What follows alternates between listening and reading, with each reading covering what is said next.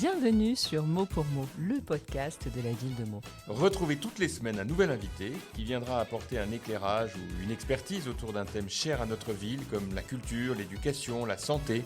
Je vous donne rendez-vous donc chaque semaine pour un nouvel épisode à retrouver sur toutes les plateformes de streaming et sur le site de la ville. En attendant, belle écoute. Cette semaine, nous recevons Mathieu Nicolas, directeur de l'UGC Le Majestic à Meaux, mais également directeur de l'UGC de Noisy-le-Grand et Créteil. Bonjour Mathieu. Bonjour Dorothy. Alors aujourd'hui, on se trouve dans le cinéma, l'UGC Le Majestic à Meaux. La première question évidemment que j'ai envie de vous poser, c'est qu'on est presque à 1 an de la réouverture du cinéma après quelques importants travaux qu'on peut noter. Je pense que tous les Meldois ont noté, et pas que les Meldois, d'ailleurs tous les gens du territoire qui reviennent en salle. Quel premier bilan vous faites de cette réouverture à presque 1 an ? Écoutez, le bilan est plus que positif puisque nous avons dépassé il y a quelques jours les 200 000 spectateurs depuis la réouverture qui s'est déroulée le 26 avril dernier. Donc 200 000 spectateurs, c'est-à-dire une augmentation d'à peu près 15% de la fréquentation par rapport à la période d'avant la fermeture.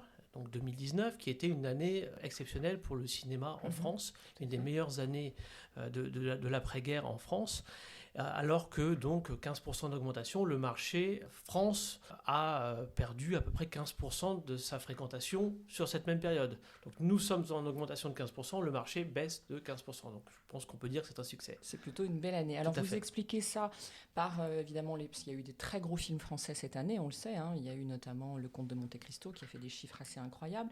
Est-ce que le public est revenu ? Est-ce que le public d'avant fermeture est revenu ? Est-ce qu'il y a un nouveau public ? Quelle typologie de public vous avez ? Et puis quels sont les gros films porteurs qui aidaient un peu à cette fréquentation à faire ? Alors je disais que la fréquentation avait baissé par rapport à l'avant-Covid de 15%, mais il faut quand même noter que la France est le marché, dans les marchés comparables, qui s'en sort le mieux. C'est-à-dire qu'on est sur une baisse de 15%, des marchés sont beaucoup plus faibles que ça, et donc avec 181 millions d'entrées France, la France s'en sort vraiment très très bien. Et notamment grâce, vous l'avez dit, au succès du cinéma français. Que ce soit un petit truc en plus, Le Comte de Monte-Cristo, c'est d'énormes succès. Le cinéma français a une part de marché l'année dernière de 44%. C'est des résultats qui ne se voyaient jamais, supérieurs aux films américains qui sont qu'à 36 ou 37%. Donc, et ça s'est vu évidemment à Meaux, puisque notre public a plébiscité, certes, des films familiaux. C'était le public que j'avais avant. Donc, Vice Versa 2, Vaiana ont été d'énormes succès. Mais évidemment, également, un petit truc en plus, et Le Comte de Monte-Cristo. Alors vous avez une programmation assez large et très variée, évidemment, puisqu'on le sait depuis de nombreuses années, UGC fait de l'opéra, UGC retransmet beaucoup d'autres contenus. Et puis il y a aussi des partenariats importants que vous faites avec la ville. Alors prochainement il va y avoir la Cité de la musique, mais il y en a un qui est très important, qui dure depuis de nombreuses années, que vous avez accueilli de nouveau entre vos murs, c'est le Ciné-Club de Meaux. Tout à fait. Alors UGC effectivement promeut la diversité et essaye de... ça y est, réussi à promouvoir une offre la plus large possible. Nous avons des séances éditorialisées, UGC Culte notamment, qui est un gros succès tous les jeudis et tous les samedis. Et effectivement, la particularité de l'UGC Le Majestic à Meaux, c'est d'accueillir le Cinémo Club, qui a retrouvé son cinéma dès le mois d'avril, dès la fin avril, avec un succès qui est la meilleure saison, je pense, depuis la création du Ciné Club. C'est la 27e saison. On n'a jamais autant eu d'adhérents, on n'a jamais autant fait d'entrées par séance.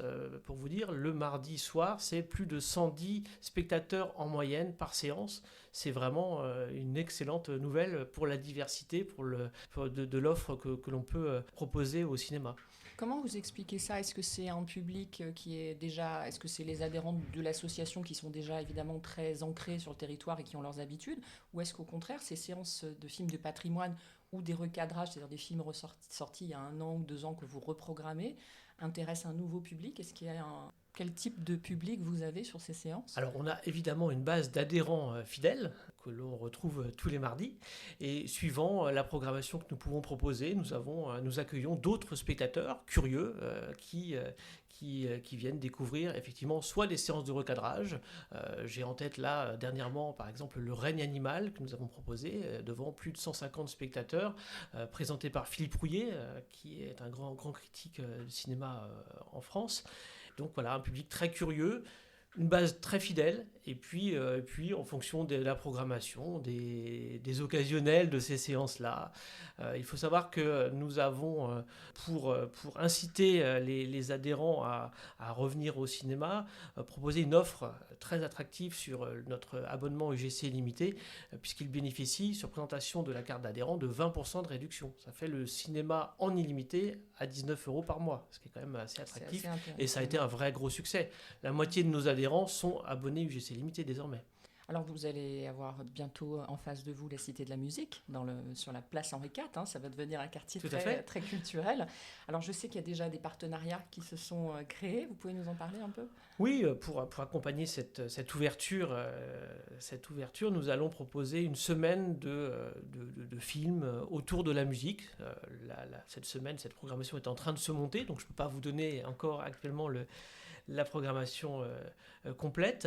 Et puis nous proposerons également le film Simone, Voyage du siècle, pour en hommage au nom de cette cité de la musique, et en avant-programme un court-métrage réalisé par une association de mots, Que la paix soit sur elle, sur la place de la femme, avec à la fois de la fiction et des interventions, des interviews de personnalités féminines locales.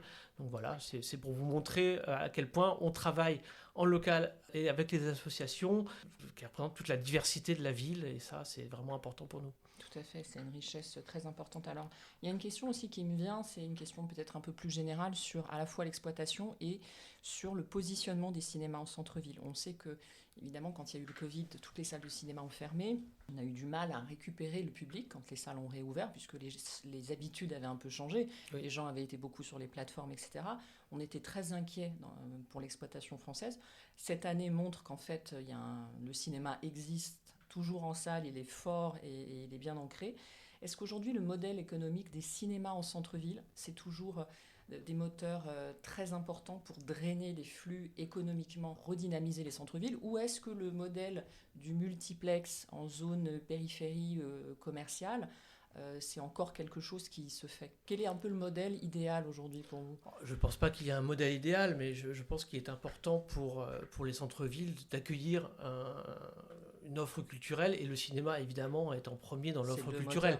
Et donc c'est dans cette idée-là qu'on s'est inscrit et qu'on a voulu rénover ce cinéma en centre-ville, et en proposant même des séances jusqu'à 22h pour que les commerçants et donc les restaurateurs puissent bénéficier de l'effet d'attractivité du cinéma pour proposer des séances resto-ciné. Voilà, donc je pense qu'ils sont satisfaits de cette offre-là. Moi, je vois effectivement des spectateurs venir à pied, aller ensuite faire des courses, aller au marché le dimanche, puis venir au cinéma. Donc effectivement, on s'inscrit dans cette dynamique du centre-ville. Après, je pense que c'est une dynamique de long terme. Oui, bien sûr, il existait depuis très longtemps. Voilà, et nous ne sommes qu'un des maillons de cette chaîne-là. Donc, aux autres acteurs aussi de se développer et de créer cette dynamique et cette offre de centre-ville qui permettent de faire revenir les gens. Après, les modèles de périphérie ont aussi leurs avantages. Je pense qu'il faut, en fonction des lieux, trouver le meilleur modèle. Eh bien, merci beaucoup, Mathieu Nicolas, pour cet entretien intéressant. On vous souhaite plein de belles choses pour l'avenir et beaucoup d'entrées, surtout, merci pour beaucoup. cette année 2025. Merci. Merci.